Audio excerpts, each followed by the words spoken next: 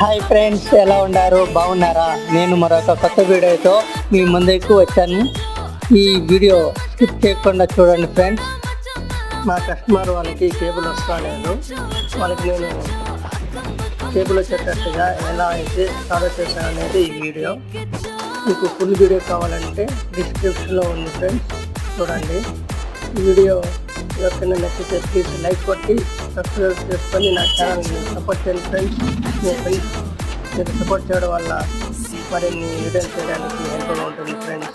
Bye, take care.